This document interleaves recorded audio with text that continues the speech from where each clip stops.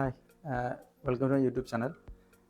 നമ്മളിന്ന് പറയാൻ പോകുന്നത്, നമ്മളിപ്പോൾ 2-3 ദിവസം കുറച്ച് ന്യൂസിലൊക്കെ കേട്ടിട്ടുണ്ടാവും, പുതിയ GST സ്ലാബൊക്കെ വരുന്നതിനെ പറ്റിയിട്ട്. ഇപ്പോൾ സബ് 4 മീറ്റർ കാറ്റഗറിയിൽ വരുന്ന വണ്ടികൾക്കെല്ലാം അത്യാവശ്യം നല്ല പ്രൈസ് ഡിസ്കൗണ്ടല്ല, പ്രൈസ് ഡിപ്രിസിയേഷൻ വരും ഈ സ്ലാബ് നിലവിൽ വന്നു കഴിഞ്ഞാൽ.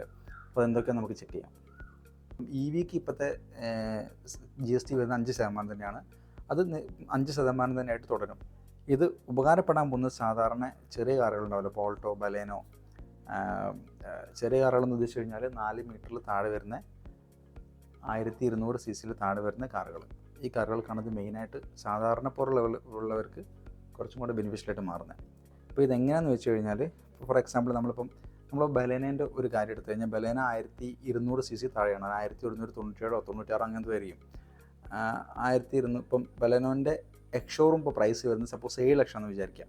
ഇപ്പോൾ 7 ലക്ഷം എക്സ്ഷോറൂം ഉള്ളൊരു ബലേനോൻ്റെ ബേസ് പ്രൈസ് ആയിട്ട് ശരിക്കും വരുന്നത് ഈ 7 ലക്ഷം രൂപ എന്നുള്ളത് ഇപ്പം നിലവിലുള്ള 28% GST പ്ലസ് 1% സെസ് അടങ്ങിയ പ്രൈസാണ് ഇപ്പോഴത്തെ എക്സ്ഷോറൂം പ്രൈസ്.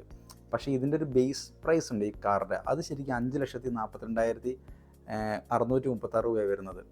എന്നിട്ട് നമ്മൾ ഒരു കാര്യം ഏറ്റവും വലിയ കോമഡി എന്ന് വെച്ച് കഴിഞ്ഞാൽ, നമ്മൾ ഓൾറെഡി ടാക്സ് കൊടുത്തിട്ടാണ് റോഡ് ടാക്സ് കൊടുക്കും, മറ്റേതിന് ടാക്സ്, ഇതിന് ടാക്സ്, പാർട്സ് ഇപ്പം എക്സ്ട്രാ ഫിറ്റ് ചെയ്യണമെങ്കിൽ അതിന് ടാക്സ്, എല്ലാത്തിനും ടാക്സിൻ്റെ അയ്യരളിയാണ് ഇപ്പം നിലവിൽ. എന്നിട്ട് ഇപ്പോൾ നമുക്ക് ഈ 28% പ്ലസ് 1% സെസ് എന്നുള്ളത് മാറ്റിയിട്ട് 18% GST മാത്രമാക്കിയിട്ടുണ്ട്.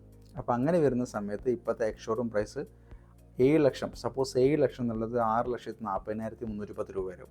ഏകദേശം ഒരു 60,000 രൂപയുടെ കുറവ് നമുക്ക് ഇപ്പോഴത്തെ, ഇപ്പോൾ ഫോർ എക്സാമ്പിൾ ബലേനോൻ്റെ കേസിൽ നോക്കുകയാണെങ്കിൽ 60,000 രൂപയുടെ ഒരു കുറവ് നമുക്ക് കസ്റ്റമർക്ക് അത് കിട്ടും. പക്ഷേ പ്രശ്നം എന്താണെന്ന് വെച്ച് കഴിഞ്ഞാൽ, ഇത് ഇപ്പം 24 തീയതി മീറ്റിംഗ് കൂടിയിട്ട് ഇത് ശരിക്കും അപ്രൂവ് ചെയ്യുക ഈ ദീപാവലിക്ക് മുന്നെയാണ് അപ്രൂവ് ചെയ്യാനാണ് പറഞ്ഞത്. മിക്കവാറും ചെയ്യും. പക്ഷേ അപ്പോൾ ഒരു പ്രശ്നം എന്താണെന്ന് വെച്ച് കഴിഞ്ഞാൽ, ഈ കാർ കമ്പനിക്കാരൊക്കെ എന്ത് ചെയ്യും, ഈ 60,000 രൂപ കുറവുള്ളത് അവർ മിക്കവാറും അവരുടെ പ്രൈസിൽ കയറ്റും. ഇപ്പം എന്താ പറയുക, ബേസ് പ്രൈസ് ഉള്ളത് അവർ കൂട്ടിയിടും. ഇതാണ് മിക്കവാറും നടക്കാൻ പോകുന്നത്. ചിലപ്പം എന്താ പറയുക, മാരുതി പോലുള്ള കമ്പനികൾ ഇനിയിപ്പോൾ അങ്ങനെ ചെയ്യുമെന്നറിയില്ല, ജനങ്ങൾക്കുള്ള ഒരു ഇതിന് വേണ്ടിയിട്ട്. പക്ഷേ പ്രൈസൊക്കെ കാറിന് ദിനം പ്രതി കൂടിക്കൊണ്ടിരിക്കുകയാണല്ലോ. അപ്പോൾ പിന്നെ അങ്ങനെ നടക്കാനേ മിക്കവാറും ചാൻസ് ഉള്ളൂ.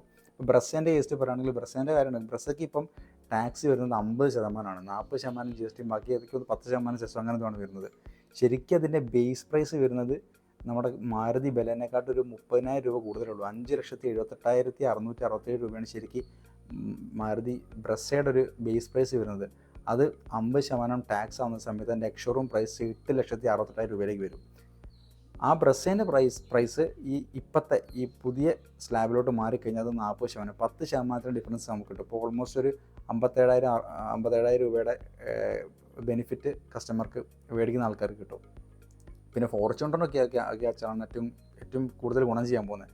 കാരണം 2.5 ലക്ഷം രൂപ ഡിപ്രിസിയേഷൻ വരും. ഞാൻ അടിയിൽ കൊടുത്ത പോലെ തന്നെ ഇപ്പം നിലവിലുള്ളത് 50%. 50%-ൽ 40%-ലോട്ട് മാറുന്ന സമയത്ത് ഏകദേശം അതിൻ്റെ പ്രൈസ് വരുന്നത്, എക്സ്ഷോറൂം പ്രൈസ് വരുന്നത് 37 ലക്ഷത്തി സംതിങ് ആണ്. അപ്പോൾ അതിൻ്റെ 10% ഡിഫറൻസ് വരുന്ന സമയത്ത് എന്തായാലും 2.5 ലക്ഷം രൂപ എന്താ പറയുക, എക്സ്ഷോറൂം പ്രൈസിന് കുറഞ്ഞു കിട്ടും. അപ്പം ഇതൊക്കെയാണ് ഇപ്പോഴത്തെ നിലവിലെ അവസ്ഥ. അതുപോലെ EV കാർസിന് 5%ആണ് ഇപ്പോഴും, നിലവിലും 5% തന്നെ തുടരും, വ്യത്യാസമൊന്നുമില്ല. പക്ഷേ ഇതിൻ്റെ ഒക്കെ ഒരു പ്രശ്നം എന്താണെന്ന് വെച്ച് കഴിഞ്ഞാൽ, എന്താ പറയുക, ഈ ബെനിഫിറ്റ്, ഈ ടാക്സേഷനിലുള്ള ബെനിഫിറ്റ് നമുക്ക് കിട്ടുമെന്നുള്ളതാണ്.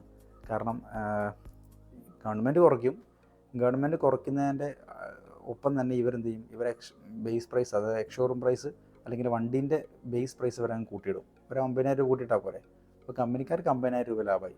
ഗവൺമെൻറ് കുറച്ച് 10% നമുക്ക് അനുഭവിക്കാനുള്ള യോഗം മിക്കവാറും ഉണ്ടാവുമെന്ന് തോന്നുന്നില്ല. അപ്പോൾ ഇതൊക്കെയാണ്. അപ്പോൾ ഇപ്പോൾ ആരെങ്കിലും കാറ് ബുക്ക് ചെയ്തിട്ടുണ്ടെങ്കിൽ ഈ കാര്യം ഒന്ന് സെയിൽസ് എക്സിക്യൂട്ടീവായിട്ട് സംസാരിച്ച് പോകുക. പക്ഷേ മിക്കവാറും അവർ നിങ്ങളെ ഇപ്പോൾ കാറെടുത്ത് പോകാനേ പറയുള്ളൂ, പ്രൊമോട്ട് ചെയ്യത്തുള്ളൂ. കാരണം അവർക്കൊരു സെയിൽ നഷ്ടപ്പെടാന്ന് വെച്ചാൽ അവർക്ക് ഇൻസെൻറ്റീവ് കിട്ടില്ല, അത് കിട്ടില്ല, ഇത് കിട്ടില്ല. അപ്പോൾ അവർക്കും പൈസ ഉണ്ടാക്കാൻ പറ്റില്ല.